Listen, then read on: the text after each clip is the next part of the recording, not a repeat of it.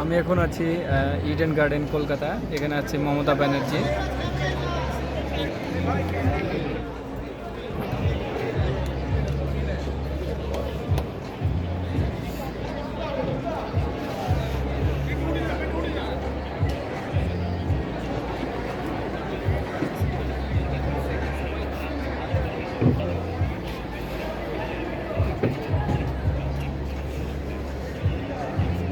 এখন স্থির হয়ে দাঁড়িয়ে আছে, ভিডিওটা বেরো না।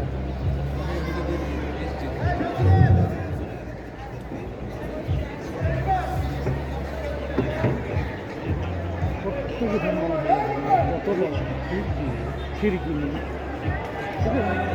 পশ্চিমবঙ্গের চালাচ্ছে।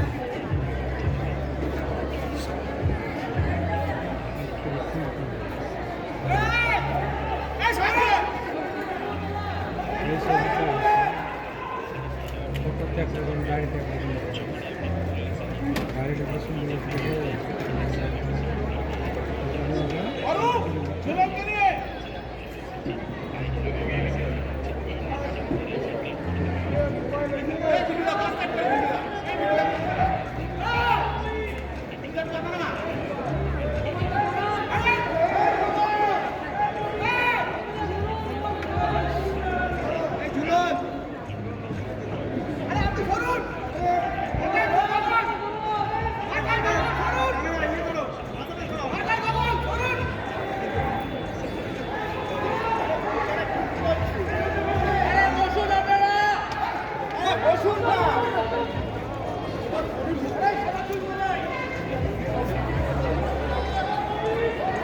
পাঁচটা লোকের লেগে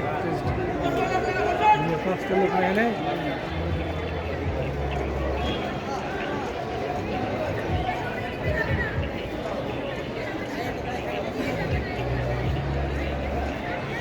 না ভিডিওতে দেখা লাগছে লাগছে এখানে পছন্দ লেখা দেখতে ভালো লাগছে।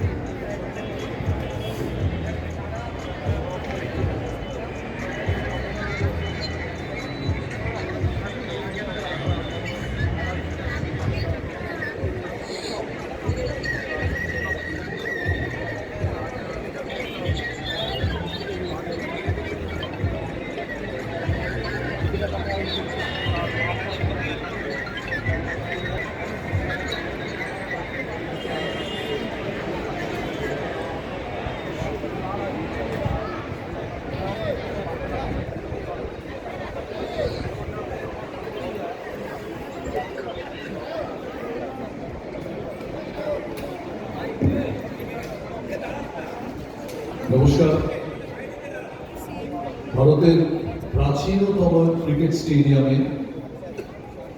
আজ এক ঐতিহাসিক লগ্নে সম্মাননীয় মুখ্যমন্ত্রী শ্রীমতী মমতা বন্দ্যোপাধ্যায় সহ আপনাদের সবাইকে স্বাগত।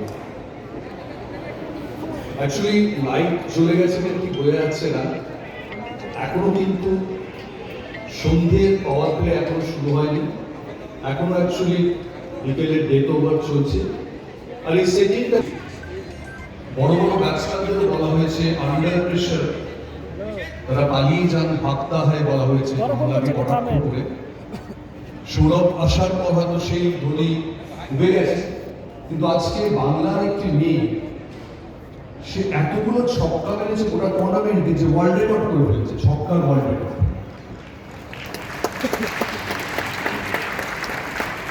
এবং এত মারকুটে বঙ্গললনা যে ড্রেসিং রুমে কেউ কেউ তাকে মাহি বলে ডাকতে শুরু করেছে। অবিশ্বাস্য, কোথা থেকে কোথায়। বাঙালির একটা ছক্কা মারার পরম্পরা রয়েছে। নির্মল চ্যাটার্জি সম্পর্কে বলা হয় তার 30-এর কম অ্যাভারেজ ছিল, কিন্তু এত বড় ছক্কা মারতেন যে দেশপ্রিয় পার্কের এক প্রান্ত থেকে তীর্থপতির ছাদে গিয়ে পড়তেন। তারপরে এলেন সৌরভ গাঙ্গুলি, তার ছক্কা তো বিখ্যাত বাপি বাড়িজা বলেন। সৌরভ একটা 6 মেরেছিলেন যখন তিনি সৌরভ হননি সিসিআইতে, যেটা ব্রেবন স্টেডিয়ামের মাঠ টপকে রাস্তায় পড়েছে। আর এই বিচার কে বলে যে বাঙালি মারকুটে হতে পারে না, কিন্তু আজকের দিনে বাংলায় একমাত্র বিশ্বকাপের মেডেল রয়েছে এই মেয়েটির কাছে। এত বছর ধরে বাঙালি ক্রিকেট খেলছে, বাংলা খেলছে, এই প্রথম কোনো বাঙালি, তাও একটি মেয়ে, সে তার বাড়িতে আজকে বিশ্বকাপ জয়ের মেডেল গেছে। এক হিসেবে তাকে আমরা স্বর্ণকুমারী বলতে পারি। আমরা কেউ ঠাকুর পরিবারের অন্তর্গত বাংলার প্রথম মহিলা ঔপন্যাসিক স্বর্ণকুমারী দেবীকে দেখিনি, কিন্তু আমরা এই স্বর্ণকুমারীকে দেখেছি বিচার ঘোষ, যারা ইতিহাস তৈরি করেছে। ছোট্ট একটা কথা বলি, যেদিন 23শে মার্চ 2003 বাঙালির মন বিষণ্ণতায় ভিজে গিয়েছিল, কারণ কাপ ফাইনালে বাঙালির ফেভারিট, ভারতের ফেভারিট দাদা, তার নেতৃত্বে ভারত শেষ ধাপে গিয়ে শেষ ধাপটা বেরোতে পারেনি, তারা বিশ্বকাপ চ্যাম্পিয়ন হতে পারেনি। প্রচুর বাঙালি, প্রচুর ভারতীয় সেদিন রাতে ঘুমননি ভালো করে। কি অদ্ভুত কাকতালীয় দেখুন, তার থেকে ঠিক 189 দিন পরে, সেই শোকের থেকে 189 দিন পরে শিলিগুড়িতে রিচা ঘোষ ভূমিষ্ঠ হন। কিন্তু বাংলা ক্রিকেটকে যিনি অন্য ধারায় বইয়ে দিয়েছেন এবং মহিলাদের ক্রিকেটের জন্য অনেক কিছু করেছেন, সেই সৌরভ গঙ্গোপাধ্যায়।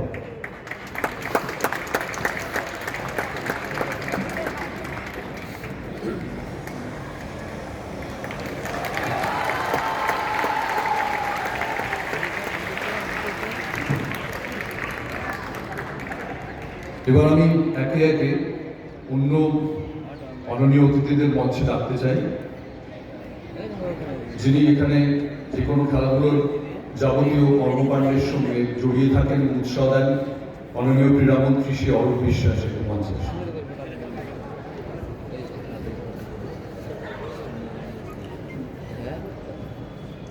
Kolkata police commissioner Shri Manoj Kumar Verma.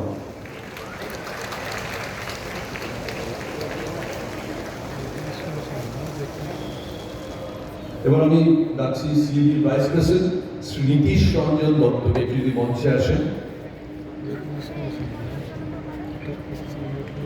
হাততালি দেখে কিন্তু ক্রিকেট মাঠ বোঝা যাচ্ছে না।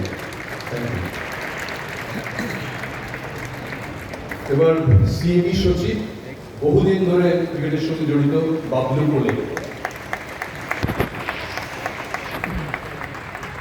সম্মাননীয় যুগ্ম সচিব শ্রী মদন ঘোষ, প্রাক্তন পেস বোলার, বেঙ্গল খেলেছেন। এবং অবশ্যই শ্রী ব্যাকরুমদা, অত্যন্ত দক্ষতার সঙ্গে সামলান।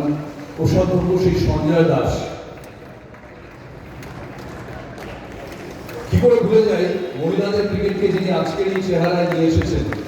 সিএবি ভারতবর্ষের প্রথম অ্যাসোসিয়েশন যারা মহিলাদের ক্রিকেটকে বরাবর গুরুত্ব দিয়ে এটাকে অন্য চেহারা দিয়েছে। মহিলাদের ক্রিকেট আজকের সময় এত ধন্য করছে, কিন্তু সিএবি সেই অ্যাসোসিয়েশন যেটা প্রথম থেকে নিরলসভাবে আজ থেকে 20 বছর আগে থেকে এই মহিলাদের ক্রিকেটকে একটা আন্দোলনের চেহারায় নিয়ে গেছে। আর সেই আন্দোলনের একটা মুখ ছিলেন তিনি, বাংলা মহিলাদের ক্রিকেটের, ভারতীয় মহিলাদের ক্রিকেটের পোস্টার গার্ল জুয়েল গোস্বামী। আমি মাননীয় অতিথিদের একটু বরণ করে নেওয়ার জন্য বলছি, একটু সিএবির আধিকারিকরা যদি মাননীয় অতিথিদের একটু পুষ্পস্তবক দিয়ে বরণ করে নেন।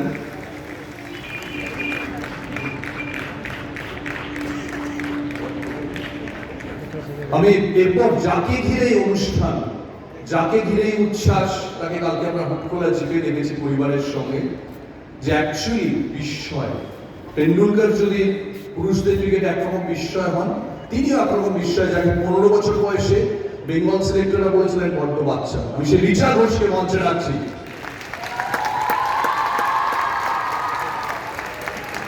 এইটুকু হাততালি এতদিন সোনার পদক হয়েছে।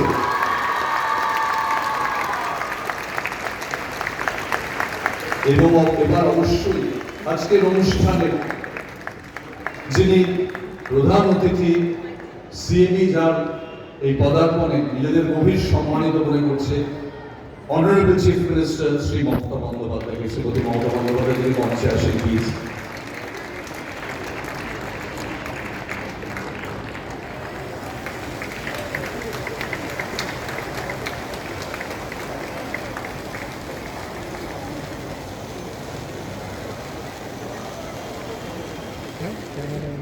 মুখ্যমন্ত্রী অনুরোধ করছেন যে রিচা ঘোষের এবং বাবাকেও আসতে। সত্যি তো একজন কৃতি সন্তান তৈরি হন তার পরিবারের স্নেহচ্ছায়। বাবা এবং মা দুজনেই আসছেন মাননীয় মুখ্যমন্ত্রীর অনুরোধে।